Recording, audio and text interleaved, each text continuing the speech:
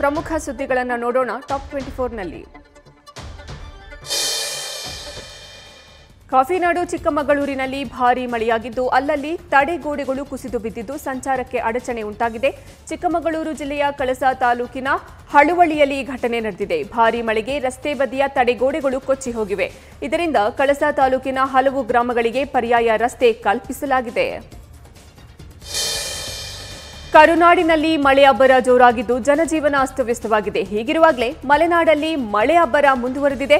ಕುದುರೆಮುಖ ಕಾರ್ಕಳ ರಸ್ತೆ ಸಂಚಾರ ಅಸ್ತವ್ಯಸ್ತವಾಗಿದ್ದು ಗಂಟೆಗೂ ಹೆಚ್ಚು ಕಾಲ ಸಂಚಾರ ಬಂದ್ ಆಗಿತ್ತು. ಇನ್ನು ಚಿಕ್ಕಮಗಳೂರು ಜಿಲ್ಲೆಯ ಕಳಸಾ ತಾಲೂಕಿನ ಕಡಂಬಿ ಜಲಪಾತದ ಸಮೀಪ ಭಾರೀ ಗಾತ್ರದ ಮರ ರಸ್ತೆಗೆ ಉರುಳಿದ್ದು ಅರಣ್ಯ ಸಿಬ್ಬಂದಿಯಿಂದ ತೆರವು ಕಾರ್ಯಾಚರಣೆ ಶುರುವಾಗಿದೆ. ಇದರಿಂದ ಸಾಲು ಸಾಲು ವಾಹನಗಳು ರಸ್ತೆಯಲ್ಲೇ ನಿಂತಿದ್ವು. ಮಹಾರಾಷ್ಟ್ರದ ಘಟ್ಟ ಪ್ರದೇಶದಲ್ಲಿ ಭಾರೀ ಮಳೆ ಹಿನ್ನೆಲೆ ಮಹಾರಾಷ್ಟ್ರದಿಂದ ರಾಜ್ಯಕ್ಕೆ ಅಪಾರ ಪ್ರಮಾಣದ ನೀರು ಹರಿದು ಬರ್ತಾ ಇದೆ. ಪರಿಣಾಮ ಬೆಳಗಾವಿ ಜಿಲ್ಲೆಯ ಚಿಕ್ಕೋಡಿ ಉಪವಿಭಾಗದ 6 ಸೇತುವೆಗಳು ಜಲಾವೃತಗೊಂಡಿವೆ. ಮತ್ತೊಂದು ಕೆಳ ಹಂತದ ಸಂಪರ್ಕ ಸೇತುವೆ ಕೂಡ ಮುಳುಗಡೆಯಾಗಿದೆ. ಬೆಳಗಾವಿ ಜಿಲ್ಲೆ ನಿಪ್ಪಾಣಿ ತಾಲೂಕಿನ ಜತ್ರಾಟ ಭೀವಶಿ ಗ್ರಾಮಕ್ಕೆ ಸಂಪರ್ಕ ಕಲ್ಪಿಸುವ ಸೇತುವೆ, ವೇದಗಂಗಾ ನದಿಗೆ ಅಡ್ಡಲಾಗಿರುವ ಜತ್ರಾಟ ಭೀವಶಿ ಸೇತುವೆ ಜಲಾವೃತಗೊಂಡಿದೆ. ಹೀಗಾಗಿ ಬ್ರಿಡ್ಜ್ ಮೇಲೆ ಯಾರೂ ಓಡಾಡದಂತೆ ಪೊಲೀಸ್ ಇಲಾಖೆ ಬ್ಯಾರಿಕೇಡ್ ಅನ್ನು ಅಳವಡಿಸಿವೆ. ಇತ್ತ ಕೃಷ್ಣಾ, ದೂದಗಂಗಾ, ವೇದಗಂಗಾ ನದಿಯ ಒಳಹರಿವಿನ ಪ್ರಮಾಣ ಕೂಡ ಏರಿಕೆಯಾಗಿದೆ. ತುಂಗಭದ್ರಾ ಜಲಾಶಯಕ್ಕೆ ಅಪಾರ ಪ್ರಮಾಣದ ನೀರು ಹರಿದು ಬರ್ತಾ ಇದ್ದು ಯಾವುದೇ ಸಂದರ್ಭದಲ್ಲಿ ನದಿಗೆ ನೀರು ಬಿಡುವ ಸಾಧ್ಯತೆ ಇದೆ. ಕೊಪ್ಪಳ ಜಿಲ್ಲೆಯ ನದಿ ಪಾತ್ರದ ಗ್ರಾಮಗಳಿಗೆ ಜಿಲ್ಲಾಡಳಿತ ಈ ಬಗ್ಗೆ ಎಚ್ಚರಿಕೆಯನ್ನು ಕೊಟ್ಟಿದೆ. ನದಿ ಪಾತ್ರದಲ್ಲಿ ವಾಸ ಮಾಡುವ ಜನರಿಗೆ ಡಂಗೂರ ದೇವಸ್ಥಾನದ ಧ್ವನಿವರ್ಧಕಗಳ ಮೂಲಕ ಸೂಚನೆಯನ್ನ ಕೊಡಲಾಗಿದೆ. ಪ್ರತಿಯೊಂದು ಗ್ರಾಮದಲ್ಲಿ ಮುನ್ನೆಚ್ಚರಿಕೆ ವಹಿಸುವಂತೆ ಜಿಲ್ಲಾಡಳಿತ ಸೂಚನೆ ನೀಡಿದೆ. ಕೊಪ್ಪಳ ಜಿಲ್ಲೆಯಾದ್ಯಂತ ಉತ್ತಮ ಮಳೆಯಾಗ್ತಾ ಇದೆ. ಮುಂಗಾರು ಹಿನ್ನೆಲೆ ಮಳೆಯಾಶ್ರಿತ ಪ್ರದೇಶದ ರೈತರು ಭೂಮಿ ಹದಗೊಳಿಸಿದ ಬಿತ್ತನೆ ಕಾರ್ಯ ಶುರು ಮಾಡಿದ್ದಾರೆ. ಆದರೆ ಬಿತ್ತನೆಗೆ ಬೇಕಾದ ಗೊಬ್ಬರದ ಕೊರತೆ ಎದುರಾಗಿದೆ. ಕಳೆದೆರಡು ತಿಂಗಳಿಂದ ಗೊಬ್ಬರದ ಸಮಸ್ಯೆ ಹಿನ್ನೆಲೆ ಸಚಿವ ಹಾಲಪ್ಪ ಮುಖಾಂತರ ಕೃಷಿ ಸಚಿವ ಬಿಸಿ ಪಾಟೀಲ್ಗೆ ಮನವಿಯನ್ನ ಸಲ್ಲಿಕೆ ಮಾಡಲಾಗಿತ್ತು. ಆದರೆ ಈವರೆಗೆ ರಾಸಾಯನಿಕ ಗೊಬ್ಬರ ಪೂರೈಕೆ ಆಗಿಲ್ಲ ಅನ್ನೋದು ರೈತರ ಆರೋಪವಾಗಿದೆ. ಕೊಪ್ಪಳದಲ್ಲಿ ಗೊಬ್ಬರದ ಕೃತಕ ಅಭಾವ ಸೃಷ್ಟಿಸಲಾಗಿದೆ ಅಂತ ರೈತರು ಆರೋಪಿಸಿದ್ದಾರೆ. ಕೆರೂರು ಪಟ್ಟಣದಲ್ಲಿ ಗುಂಪು ಘರ್ಷಣೆ ರಾಜಕೀಯ ತಿರುವನ್ನ ಪಡೆದುಕೊಂಡಿದೆ. ಬಾಗಲಕೋಟೆ ಖಾಸಗಿ ಆಸ್ಪತ್ರೆಗೆ ಶಾಸಕ ಬಸನಗೌಡ ಪಾಟೀಲ್ ಯತ್ನಾಳ್ ಭೇಟಿ ಕೊಟ್ಟಿದ್ದಾರೆ. ಜಿಲ್ಲೆಯ ಕೆರೂರು ಪಟ್ಟಣದಲ್ಲಿ ನಡೆದ ಗುಂಪು ಘರ್ಷಣೆಯಲ್ಲಿ ಗಾಯಗೊಂಡು ಆಸ್ಪತ್ರೆಗೆ ದಾಖಲಾಗಿದ್ದವರ ಆರೋಗ್ಯವನ್ನ ವಿಚಾರಿಸಿದ್ದಾರೆ. ಮೂವರಿಗೆ ಸಾಂತ್ವನ ಹೇಳಿ ಧೈರ್ಯ ತುಂಬಿದ ಯತ್ನಾಳ್ ಆರ್ಥಿಕ ಸಹಾಯವನ್ನು ನೀಡಿದ್ದಾರೆ. ಬಳಿಕ ಮಾತನಾಡಿದ ಯತ್ನಾಳ್, ಅಲ್ಪಸಂಖ್ಯಾತರ ಹೆಸರಲ್ಲಿ ಹಿಂದೂಗಳ ಮೇಲೆ ವ್ಯವಸ್ಥಿತವಾಗಿ ಅಟ್ಯಾಕ್ ಮಾಡಲಾಗ್ತಾ ಇದೆ. ಅವರನ್ನ ಹೀಗೆ ಬಿಟ್ಟರೆ ದೇಶದಲ್ಲಿ ಹಿಂದೂಗಳು ನೆಮ್ಮದಿಯಿಂದ ಜೀವನ ನಡೆಸೋಕೆ ಆಗೋದಿಲ್ಲ. ನಿಮ್ಮ ಕಠಿಣ ಕ್ರಮ ಅನ್ನುವ ಶಬ್ದ ಬಿಟ್ಟು ಕಠಿಣ ಕ್ರಮ ಕೈಗೊಳ್ಳಬೇಕು ಅಂತ ಗೃಹ ಸಚಿವರನ್ನ ಒತ್ತಾಯಿಸಿದ್ದಾರೆ.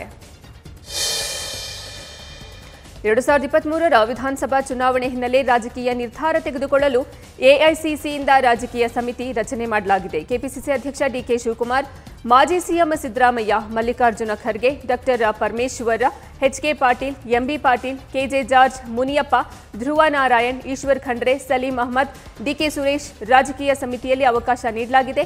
ಜೊತೆಗೆ ಪ್ರಧಾನ ಕಾರ್ಯದರ್ಶಿಗಳಾಗಿ ದೇಶಪಾಂಡೆ, ಬಿವಿ ಶ್ರೀನಿವಾಸ್, ಕೃಷ್ಣ ಬೈರೇಗೌಡ, ಅಲ್ಲಮ್ಮ ವೀರಭದ್ರಪ್ಪ, ಸಂದೀಪ್ ನೇಮಕ ಮಾಡಲಾಗಿದೆ. ಇನ್ನು ವಿಶೇಷ ಆಹ್ವಾನಿತರಾಗಿ 7 ಮಂದಿಯನ್ನ ನೇಮಿಸಲಾಗಿದೆ. ಈ ಎಲ್ಲ ರಾಜಕೀಯ ನಿರ್ಣಯಗಳನ್ನು ಕಮಿಟಿ ತೆಗೆದುಕೊಳ್ಳಲಿದೆ. ಪ್ರಧಾನಿ ಮೋದಿ ವಿರುದ್ಧ ಕಾಂಗ್ರೆಸ್ ನಾಯಕ ರಾಹುಲ್ ಗಾಂಧಿ ಟೀಕಾ ಪ್ರಹಾರ ನಡೆಸಿದ್ದಾರೆ. ಅಡುಗೆ ಅನಿಲ ದರವನ್ನ ಏರಿಸುತ್ತಲೇ ಇರುವ ಪ್ರಧಾನಿ ಮೋದಿ ಅವರು, ನಿಮಗೆ ತಾಕತ್ತಿದ್ರೆ ನಮ್ಮನ್ನ ತಡೀರಿ ಅಂತ ದೇಶದ 133 ಕೋಟಿ ಭಾರತೀಯರಿಗೆ ಸವಾಲು ಹಾಕ್ತಿದ್ದಾರೆ ಅಂತ ಟೀಕಿಸಿದ್ದಾರೆ. ಎಲ್ಪಿಜಿ ಸಿಲಿಂಡರ್ ಇಂಧನ ದರ ಏರಿಕೆ, ಗಬ್ಬರ್ ಟ್ಯಾಕ್ಸ್ ಲೂಟ್ ಮತ್ತು ನಿರುದ್ಯೋಗದ ಸುನಾಮಿಯಿಂದ ದಣಿದಿದ್ದೇವೆ. ಬಿಜೆಪಿ ಆಡಳಿತದಲ್ಲಿ ಎಲ್ಪಿಜಿ ಸಿಲಿಂಡರ್ ದರ %157ರಷ್ಟು ಏರಿಕೆಯಾಗಿದೆ. ಇದು ಇಂಧನ ದರ ಏರಿಕೆ ಎಲ್ಲ ದಾಖಲೆಗಳನ್ನು ಮುರಿದಿದೆ ಅಂತ ರಾಹುಲ್ ಗಾಂಧಿ ಆರೋಪಿಸಿದ್ದಾರೆ. ಆಂಧ್ರಪ್ರದೇಶದ ಮುಖ್ಯಮಂತ್ರಿ ವೈಎಸ್ ಜಗನ್ಮೋಹನ್ ರೆಡ್ಡಿಯನ್ನ ವೈಎಸ್ಆರ್ಸಿಪಿಗೆ ಜೀವಿತಾವಧಿಗೆ ಅಧ್ಯಕ್ಷರಾಗಿ ಆಯ್ಕೆ ಮಾಡಲಾಗಿದೆ. ನಿನ್ನೆ ಯುವಜನ ಶ್ರಮಿಕ ರೈತ ಕಾಂಗ್ರೆಸ್ನ ಜೀವಮಾನದ ಅಧ್ಯಕ್ಷರಾಗಿ ಜಗನ್ ಆಯ್ಕೆಯಾಗಿದ್ದಾರೆ. ಪಕ್ಷದ ಸಂವಿಧಾನದ ತಿದ್ದುಪಡಿಯ ನಂತರ ಈ ನಿರ್ಧಾರವನ್ನು ತೆಗೆದುಕೊಳ್ಳಲಾಗಿದೆ. ಜಗನ್ ಮೋಹನ್ ರೆಡ್ಡಿಯನ್ನ ವೈಎಸ್ಆರ್ಸಿಪಿಯ ಅಜೀವ ಅಧ್ಯಕ್ಷರಾಗಿ ಘೋಷಣೆ ಮಾಡುತ್ತಿರುವುದಾಗಿ ಸಂಸದೀಯ ಪಕ್ಷದ ನಾಯಕ ವಿಜಯ್ ಸಾಯಿ ರೆಡ್ಡಿ ಹೇಳಿದ್ರು. ಇದಕ್ಕೆ ಸರ್ವ ಸದಸ್ಯರ ಸಹಮತಿ ಸಿಕ್ತು. ಜೂನ್ 8ರಂದು ಸಿಎಂ ಜಗನ್ ತಾಯಿ ವಿಜಯಮ್ಮ ಅವರು ತೆಲಂಗಾಣದಲ್ಲಿ ವೈಎಸ್ ಶರ್ಮಿಳಾ ಅವರಿಗೆ ನೆರವಾಗೋಕೆ ವೈಎಸ್ಆರ್ಸಿಪಿ ಗೌರವಾಧ್ಯಕ್ಷ ಸ್ಥಾನದಿಂದ ಹಿಂದೆ ಸರಿದಿದ್ರು. ಭಾರತಕ್ಕೆ ಆಫ್ರಿಕಾ ರಾಷ್ಟ್ರಗಳಿಂದ ತರಲಾಗುವ ಚಿರತೆಗಳನ್ನು ಮಧ್ಯಪ್ರದೇಶದ ಕುನೋ ರಾಷ್ಟ್ರೀಯ ಉದ್ಯಾನದಲ್ಲಿ ಬಿಡಲಾಗುತ್ತೆ. ಆಗಸ್ಟ್ 15ರ ವೇಳೆಗೆ 12ರಿಂದ 14 ಚಿರತೆಗಳು ಭಾರತಕ್ಕೆ ಬರಲಿವೆ ಅಂತ ವರದಿಯಾಗಿದೆ. ಹಲವು ವರ್ಷಗಳ ಹಿಂದೆಯೇ ಭಾರತದಿಂದ ಕಣ್ಮರೆಯಾಗಿರುವ ಚೀತಾ ಸಂತತಿಯನ್ನ ಮತ್ತೆ ದೇಶದಲ್ಲಿ ಬೆಳೆಸಲೆಂದು ಬೇರೆಯದ್ದೇ ಖಂಡದಿಂದ ಕರೆತರಲಾಗ್ತಾ ಇದೆ. ಇದೇ ಮೊದಲನೇ ಬಾರಿಗೆ ಭಾರತ ಬೇರೆ ಖಂಡದಿಂದ ಪ್ರಾಣಿಗಳನ್ನ ಕರೆತರ್ತಾ ಇದೆ. ಈ ಚೀತಾಗಳಿಗಾಗಿ ಕುನೋ ಉದ್ಯಾನದ 500 ಹೆಕ್ಟೇರ್ ಜಾಗ ಮೀಸಲು ಇಡಲಾಗಿದೆ. ಈಗಾಗಲೇ ಅಲ್ಲಿ 3ರಿಂದ 4 ದೇಸಿ ಚಿರತೆಗಳಿದ್ದು ಅವುಗಳನ್ನು ಬೇರೆ ಸ್ಥಳಕ್ಕೆ ಸ್ಥಳಾಂತರಿಸಿದ ನಂತರ ವಿದೇಶಿ ಚಿರತೆಗಳನ್ನು ಅಲ್ಲಿ ಬಿಡಲಾಗುವುದು ಅಂತ ಅರಣ್ಯಾಧಿಕಾರಿಗಳು ಮಾಹಿತಿ ಕೊಟ್ಟಿದ್ದಾರೆ. ವಿದೇಶದಿಂದ ಚೀತಾ ತರಿಸಿಕೊಳ್ಳುವ ಸರ್ಕಾರದ ಯೋಜನೆಗೆ ಸುಪ್ರೀಂ ಕೋರ್ಟ್ 2020ರಲ್ಲಿ ಅನುಮತಿಯನ್ನ ಕೊಟ್ಟಿದೆ.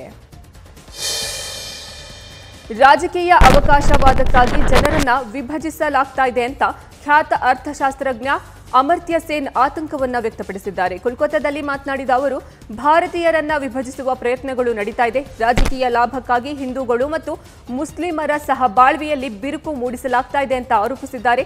ಭಾರತಕ್ಕೆ ಸ್ವಾತಂತ್ರ್ಯ ಲಭಿಸಿ ದಶಕಗಳೇ ಕಳೆದಿದ್ರೂ ರಾಜಕೀಯ ಕಾರಣಗಳಿಂದಾಗಿ ಜನರನ್ನ ಜೈಲಿಗೆ ತಳ್ಳುವ ವಸಾಹತುಹಾಶಿ ಪದ್ಧತಿ ಈಗಲೂ ಮುಂದುವರೆದಿದೆ ಅಂತ ಟೀಕೆ ಮಾಡಿದ್ದಾರೆ. ಏಕತೆಯನ್ನ ಕಾಯ್ದುಕೊಳ್ಳಲು ಜನರು ಶ್ರಮಿಸಬೇಕಿದೆ ಅಂತ ಇದೇ ವೇಳೆ ತಿಳಿಸಿದ್ದಾರೆ.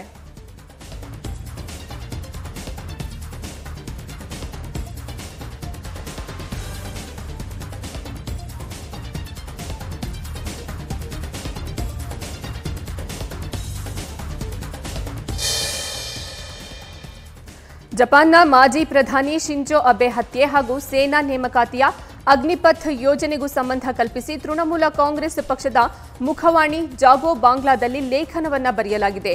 ಶಿಂಜೋ ಅಬೆ ಹತ್ಯೆಯಲ್ಲಿ ಅಗ್ನಿಪಥದ ನೆರಳು ಎಂಬ ಶೀರ್ಷಿಕೆ ಅಡಿ ಈ ಲೇಖನವನ್ನ ಪ್ರಕಟಣೆ ಮಾಡಲಾಗಿದೆ. ಲೇಖನದಲ್ಲಿ ಶಿಂಜೋ ಹತ್ಯೆಗೈದ ತೆತ್ಸುಯಾ ಯಮಗಾಮಿ ಜಪಾನ್ ಸಾಗರ ರಕ್ಷಣಾ ಪಡೆಯಲ್ಲಿ ಗುತ್ತಿಗೆ ಆಧಾರದಲ್ಲಿ 3 ವರ್ಷ ಕರ್ತವ್ಯ ನಿರ್ವಹಿಸಿದ್ದ. ಆದಾಗ್ಯೂ ಆತನಿಗೆ ಪಿಂಚಣಿ ಸೌಲಭ್ಯ ದೊರೆತಿರಲಿಲ್ಲ. 3 ವರ್ಷಗಳ ಬಳಿಕ ಆತ ಕೆಲಸ ಕಳೆದುಕೊಂಡಿದ್ದ. ಅದಾದ ಬಳಿಕ ಬೇರೆ ಎಲ್ಲಿಯೂ ಆತನಿಗೆ ಕೆಲಸ ಸಿಕ್ಕಿರಲಿಲ್ಲ. ನಿರುದ್ಯೋಗ ಪರಿಸ್ಥಿತಿ ಆತನಲ್ಲಿ ಅಭದ್ರತೆ ಹಾಗೂ ಹತಾಶೆ ಮನೋಭಾವವನ್ನು ಸೃಷ್ಟಿ ಮಾಡಿತ್ತು. ಪ್ರಾಸಂಗಿಕವಾಗಿ ಕೇಂದ್ರ ಸರ್ಕಾರ ರಕ್ಷಣಾ ವ್ಯವಸ್ಥೆಗೆ ಅಗ್ನಿಪಥ್ ಅಡಿಯಲ್ಲಿ ಜಪಾನ್ ಮಾದರಿಯಲ್ಲೇ ನೇಮಕಾತಿ ಆರಂಭಿಸಲು ಯೋಜನೆ ಮಾಡಿದೆ. ಅಗ್ನಿಪಥ್ ಯೋಜನೆ ವಿರುದ್ಧ ಸಾಮಾನ್ಯ ಜನರು ಹೊಂದಿರುವ ಅಸಮಾಧಾನದ ಛಾಯೆ ಶಿಂಜೋ ಅಬೆಯ ಸಾವಿನಲ್ಲಿದೆ ಅಂತ ಉಲ್ಲೇಖ ಮಾಡಲಾಗಿದೆ. ಜಪಾನ್ ಮಾಜಿ ಪ್ರಧಾನಿ ಶಿಂಜೋ ಅಬೆ ಹಂತಕ ತೆತ್ಸುಯಾ ಯಮಗಾಮಿ ಪೊಲೀಸರ ಮುಂದೆ ಹತ್ಯೆಗೆ ಕಾರಣವನ್ನು ತಿಳಿಸಿದ್ದಾನೆ. ಆರೋಪಿ ಯಮಗಾಮಿ ನಾರಾ ಸಿಟಿಯ ನಿವಾಸಿಯಾಗಿದ್ದು ನೌಕಾಸೇನೆಯ ಮಾಜಿ ಅಧಿಕಾರಿಯಾಗಿದ್ದ. ಜಪಾನೀಸ್ ನೌಕಾಪಡೆಯಾಗಿರುವ ಜಪಾನೀಸ್ ಮ್ಯಾರಿಟೈಮ್ ಸೆಲ್ಫ್ ಡಿಫೆನ್ಸ್ ಫೋರ್ಸ್ನಲ್ಲಿ 2005ರವರೆಗೆ 3 ವರ್ಷಗಳ ಕಾಲ ಸೇವೆ ಸಲ್ಲಿಸಿದ ಬಳಿಕ ಯಮಗಾಮಿ ಕೆಲಸವಿಲ್ಲದೆ ಜೀವನ ಸಾಗಿಸುತ್ತಿದ್ದಂತೆ. ಯಮಗಾಮಿ ಸೇನೆಯಲ್ಲಿ ಸೇವೆ ಸಲ್ಲಿಸಿದ ಬಳಿಕ ನಿರುದ್ಯೋಗಿಯಾಗಿದ್ದ. ಹಾಗಾಗಿ ನಿರುದ್ಯೋಗದಿಂದ ಬೇಸತ್ತು ಮತ್ತು ಶಿಂಜೋ ಅಬೆಯ ರಾಜಕೀಯ ನಡೆಯಿಂದ ಅಸಮಾಧಾನಗೊಂಡು ಹತ್ಯೆಗೈದಿದ್ದಾನೆ ಅನ್ನೋದು ತನಿಖೆಯಲ್ಲಿ ತಿಳಿದು ಬಂದಿದೆ. ಮಾಜಿ ಪ್ರಧಾನಿ ಶಿಂಜೋ ಅಬೆ ಅವರಿಗೆ ಒದಗಿಸಿದ್ದ ಭದ್ರತೆಯಲ್ಲಿ ಸಮಸ್ಯೆಗಳು ಇದ್ದವು ಅನ್ನೋದನ್ನ ಜಪಾನ್ ಪೊಲೀಸರು ಒಪ್ಪಿಕೊಂಡಿದ್ದಾರೆ. ಅಬೆ ಅವರಿಗೆ ನೀಡಿದ್ದ ಭದ್ರತೆಯಲ್ಲಿ ಸಮಸ್ಯೆಗಳು ಇರೋದನ್ನ ನಿರಾಕರಿಸಲಾಗದು ಅಂತ ನಾರಾ ಪ್ರದೇಶದ ಪೊಲೀಸ್ ಮುಖ್ಯಸ್ಥ ಟೊಮೊಕಿ ಓನಿಜುಕಾ ಒಪ್ಪಿಕೊಂಡಿದ್ದಾರೆ. ಗುಂಡು ಹಾರಿಸಿದ ದುಷ್ಕರ್ಮಿ ತೆತ್ಸುಯಾ ಯಮಗಾಮಿಯಿಂದ ಪೊಲೀಸರು ವಿವರಗಳನ್ನು ಇನ್ನೂ ಕಲೆ ಹಾಕ್ತಿದ್ದಾರೆ. ಕಾಲಿವುಡ್ ನಿರ್ಮಾಪಕಿ ಲೀನಾ ಮಣಿ ಮೇಕಲೈರ ಕಾಳಿ ಚಿತ್ರ ಭಾರೀ ವಿವಾದಗಳನ್ನು ಸೃಷ್ಟಿ ಮಾಡಿದೆ. ಈ ಚಿತ್ರ ಹಿಂದೂ ಧಾರ್ಮಿಕ ವಿಚಾರಗಳಿಗೆ ಮತ್ತು ದೇವರಿಗೆ ಅವಮಾನ ಮಾಡಿದೆ ಎಂಬ ವಿಚಾರವಾಗಿ ದೇಶಾದ್ಯಂತ ಭಾರೀ ಸದ್ದು ಮಾಡಿದೆ. ಸದ್ಯ ಈ ವಿಚಾರವಾಗಿ ಕಾಳಿ ಚಿತ್ರದ ಪ್ರಚಾರಕ್ಕಾಗಿ ವೇದಿಕೆ ಮಾಡಿಕೊಟ್ಟಿದ್ದ ಟೊರೊಂಟೊ ಮೆಟ್ರೋಪಾಲಿಟನ್ ವಿಶ್ವವಿದ್ಯಾಲಯ ಸಾರ್ವಜನಿಕವಾಗಿ ಕ್ಷಮೆಯಾಚಿಸಿದೆ. ವಿಶ್ವವಿದ್ಯಾಲಯ ಪ್ರಾಯೋಜಿತ ಸಮಾರಂಭದಲ್ಲಿ ಕಾಳಿ ಸಿನಿಮಾವನ್ನ ಪ್ರದರ್ಶನ ಮಾಡಲಾಗಿತ್ತು. ಸದ್ಯ ಈ ವಿಚಾರಕ್ಕೆ ಟ್ವಿಟರ್ನಲ್ಲಿ ಟೊರೊಂಟೊ ಮೆಟ್ರೋಪಾಲಿಟನ್ ವಿಶ್ವವಿದ್ಯಾಲಯ ಕ್ಷಮಾಪಣೆ ಪತ್ರವನ್ನ ಪೋಸ್ಟ್ ಮಾಡಿಕೊಂಡಿದೆ. ಬ್ರಿಟನ್ನ ಮುಂದಿನ ಪ್ರಧಾನಮಂತ್ರಿ ಚುನಾವಣೆಯಲ್ಲಿ ಮಾಜಿ ಹಣಕಾಸು ಸಚಿವ ರಿಷಿ ಸುನಾಕ್ ಸ್ಪರ್ಧೆ ಮಾಡಲಿದ್ದಾರೆ ಎಂಬ ವದಂತಿ ಹಬ್ಬಿತ್ತು. ವದಂತಿಗೆ ಪುಷ್ಟಿ ಎನ್ನುವಂತೆ ಸದ್ಯ ರಿಷಿ ಸುನಾಕ್ ಔಪಚಾರಿಕವಾಗಿ ಪ್ರಚಾರವನ್ನ ಆರಂಭ ಮಾಡಿದ್ದಾರೆ. ಇನ್ಫೋಸಿಸ್ ಸಂಸ್ಥಾಪಕ ನಾರಾಯಣ್ ಮೂರ್ತಿ ಅವರ ಅಳಿಯ ರಿಷಿ ಕನ್ಸರ್ವೇಟಿವ್ ಪಕ್ಷದ ಮಾಜಿ ಅಧ್ಯಕ್ಷ ಆಲಿವರ್ ಡೌಡೆನ್ ಮತ್ತು ಮಾಜಿ ಕ್ಯಾಬಿನೆಟ್ ಸಚಿವ ಲಿಯಾಮ್ ಫಾಕ್ಸ್ ಸೇರಿದಂತೆ ಸಂಸತ್ತಿನ ಹಿರಿಯ ಟೋರಿ ಸದಸ್ಯರ ಬೆಂಬಲವನ್ನ ಪಡೆದಿದ್ದಾರೆ. ದೇಶದ ಆರ್ಥಿಕ ಸ್ಥಿತಿಯನ್ನು ಸಮರ್ಥವಾಗಿ ನಿಭಾಯಿಸುವ ಸಾಮರ್ಥ್ಯವು ರಿಷಿ ಅವರಿಗೆ ಇದೆ ಎನ್ನುವ ಮಾತುಗಳು ಕೇಳಿ ಬರ್ತಾ ಇದೆ. ರಿಷಿ ಸುನಾಕ್ ಅವರು ಪ್ರಧಾನಿ ಸ್ಥಾನವನ್ನ ಗೆದ್ರೆ ಅವರು ಬ್ರಿಟನ್ ಪ್ರಧಾನಿಯಾದ ಮೊದಲ ಭಾರತೀಯ ಮೂಲದ ವ್ಯಕ್ತಿಯಾಗಲಿದ್ದಾರೆ. ದಿಢೀರ್ ಬೆಳವಣಿಗೆಯೊಂದರಲ್ಲಿ ರಷ್ಯಾದ ದಾಳಿಯಿಂದ ತತ್ತರಿಸಿರುವ ಉಕ್ರೇನ್ ಹುಚ್ಚು ನಿರ್ಧಾರವೊಂದನ್ನು ಕೈಗೊಂಡಿದೆ. ಭಾರತ ಸೇರಿದಂತೆ 5 ದೇಶಗಳ ರಾಯಭಾರಿಗಳನ್ನು ವಜಾಗೊಳಿಸಿದೆ. ಭಾರತ, ನಾರ್ವೆ, ಜರ್ಮನಿ, ಝೆಕ್ ಗಣರಾಜ್ಯ ಮತ್ತು ಹಂಗೇರಿಯ ರಾಯಭಾರಿಗಳನ್ನು ಉಕ್ರೇನ್ ಅಧ್ಯಕ್ಷ ವೊಲೊಡಿಮಿರ್ ಝೆಲೆನ್ಸ್ಕಿ ವಜಾಗೊಳಿಸಿದ್ದಾರೆ. ದಿಢೀರನೆ ರಾಯಭಾರಿಗಳನ್ನು ವಜಾಗೊಳಿಸಿದ್ದಕ್ಕೆ ಉಕ್ರೇನ್ ಯಾವುದೇ ವಿವರಣೆಯನ್ನು ಕೊಟ್ಟಿಲ್ಲ. ಅಲ್ಲದೆ ಅವರಿಗೆ ಪರ್ಯಾಯ ಹುದ್ದೆಯನ್ನೂ ನೀಡಿಲ್ಲ. ಫೆಬ್ರವರಿ 24ರಿಂದ ರಷ್ಯಾ ದಾಳಿ ನಡೆಸ್ತಾ ಇದ್ದು, ಈ ರಾಷ್ಟ್ರಗಳಲ್ಲಿನ ರಾಯಭಾರಿಗಳು ಸೂಕ್ತವಾಗಿ ಸ್ಪಂದಿಸದೆ ದೇಶಕ್ಕಾಗಿ ನೆರವಿಗಾಗಿ ಪ್ರಯತ್ನ ಪಟ್ಟಿಲ್ಲ ಅಂತ ಹೇಳಲಾಗ್ತಾ ಇದೆ. ನಕಲಿ ಖಾತೆಗಳ ಬಗ್ಗೆ ಅಧಿಕೃತ ಮಾಹಿತಿ ನೀಡದಿದ್ದಕ್ಕೆ ಟೆಸ್ಲಾ ಕಂಪನಿಯ ಮುಖ್ಯಸ್ಥ ಎಲಾನ್ ಮಸ್ಕ್ ಟ್ವಿಟರ್ ಖರೀದಿ ಪ್ರಕ್ರಿಯೆಯನ್ನೇ ರದ್ದು ಮಾಡಿದ್ದಾರೆ. ಷೇರು ಮಾರುಕಟ್ಟೆಗೆ ಮಸ್ಕ್ ವಕೀಲರು ಖರೀದಿ ರದ್ದು ಮಾಡೋದಾಗಿ ತಿಳಿಸಿದ್ದಾರೆ. ಆದರೆ ರದ್ದು ನಿರ್ಧಾರವನ್ನು ಪ್ರಶ್ನಿಸಿ ಕೋರ್ಟ್ ಮೊರೆ ಹೋಗೋದಾಗಿ ಟ್ವಿಟರ್ ಬೋರ್ಡ್ ಮಾಹಿತಿ ನೀಡಿದೆ. ಒಪ್ಪಂದದ ನಿಯಮಗಳ ಪ್ರಕಾರ ಎಲಾನ್ ಮಸ್ಕ್ ವಹಿವಾಟನ್ನು ಪೂರ್ಣಗೊಳಿಸದಿದ್ರೆ $100 ಕೋಟಿ ಬ್ರೇಕಪ್ ಶುಲ್ಕ ಪಾವತಿ ಮಾಡಬೇಕಾಗುತ್ತೆ. ಈ ಬ್ರೇಕಪ್ ಶುಲ್ಕ ಪಾವತಿಸುವ ಸಂಬಂಧ ಟ್ವಿಟರ್ ಈಗ ಕೋರ್ಟ್ ಮೊರೆ ಹೋಗಲಿದೆ. ಅಷ್ಟೇ ಅಲ್ಲದೆ ಟ್ವಿಟರ್ ಷೇರು ಮೌಲ್ಯ ಕಡಿಮೆಯಾಗಲು ಮಸ್ಕ್ ನಿರ್ಧಾರ ಕಾರಣ ಅಂತ ಆರೋಪ ಮಾಡಿದೆ. ಭಾರತದಲ್ಲಿ 5G ಇಂಟರ್ನೆಟ್ ಸೇವೆಗಳನ್ನು ಒದಗಿಸುವ ಸಲುವಾಗಿ ಕೇಂದ್ರ ಸರ್ಕಾರ ಆಯೋಜಿಸಿರುವ 5G ಸ್ಪೆಕ್ಟ್ರಮ್ ಹರಾಜಿಗೆ ಅದಾನಿ ಗ್ರೂಪ್ ಎಂಟ್ರಿಯಾಗಿದೆ. ಗೌತಮ್ ಅದಾನಿ ಅವರ ಒಡೆತನದ ಅದಾನಿ ಗ್ರೂಪ್ ಟೆಲಿಕಾಂ ಕ್ಷೇತ್ರಕ್ಕೆ ಆಗಮನವಾಗಲಿದ್ದು, ರಿಲಯನ್ಸ್ ಜಿಯೋ ಮತ್ತು ಏರ್ಟೆಲ್ಗೆ ಶಾಕ್ ನೀಡಿದೆ.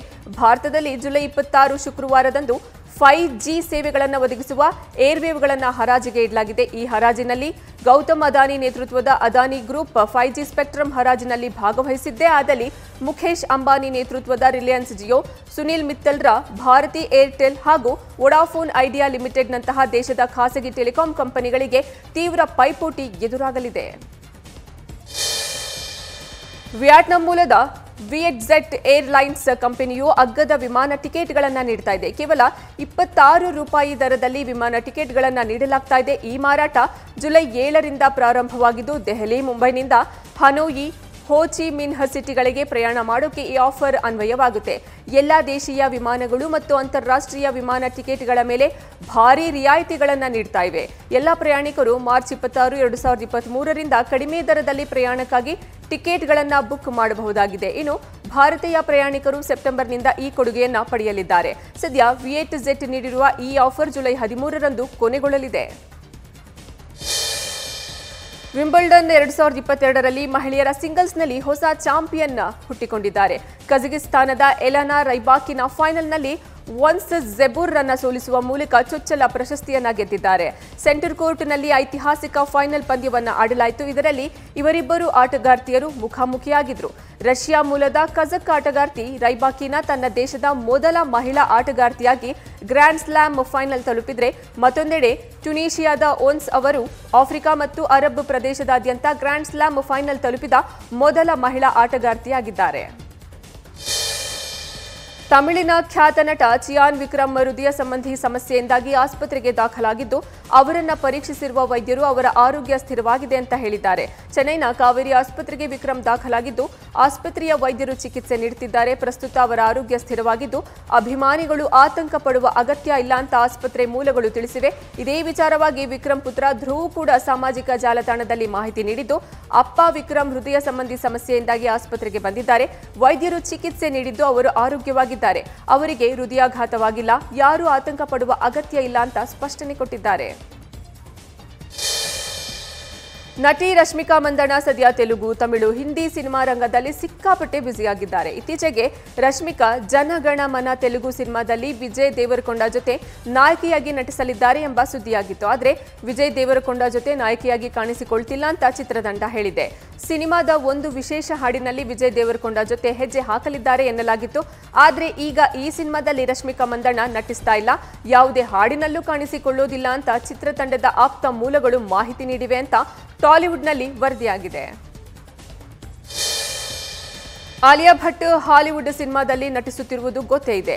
ಇನ್ನು ಇತ್ತೀಚೆಗೆ ಆಲಿಯಾ ಭಟ್ ತಾವು ಗರ್ಭಿಣಿ ಅಂತ ಹೇಳಿಕೊಂಡಿದ್ರು. ಆದರೆ ಗರ್ಭಿಣಿಯಾಗಿದ್ರೂ ಆಲಿಯಾ ಭಟ್ ಹಾಲಿವುಡ್ ಸಿನಿಮಾಗಳಲ್ಲಿ ಹೇಗೆ ನಟಿಸ್ತಾರೆ ಎಂಬ ಅನುಮಾನ ಇತ್ತು. ಇತ್ತೀಚೆಗಷ್ಟೇ ಆಲಿಯಾ ಭಟ್ ನಟಿಸ್ತಾ ಇರೋ ಮೊದಲ Hollywood cinema heart of stone ಮುಗಿಸಿ ಬಂದಿದ್ದಾರೆ. ಈ ವಿಷಯವನ್ನ ಸ್ವತಃ ಆಲಿಯಾ ಭಟ್ ಸೋಷಿಯಲ್ ಮೀಡಿಯಾದಲ್ಲಿ ಅನೌನ್ಸ್ ಮಾಡಿದ್ರು. ಈಗ ಅದೇ ಸಿನಿಮಾದಲ್ಲಿ ಗರ್ಭಿಣಿ ಆಲಿಯಾ ಭಟ್ ಅವರು ಶೂಟಿಂಗ್ ಮಾಡುತ್ತಿರುವ ಫೋಟೋಗಳು ಸಾಮಾಜಿಕ ಜಾಲತಾಣದಲ್ಲಿ ಹರಿದಾಡ್ತಿವೆ.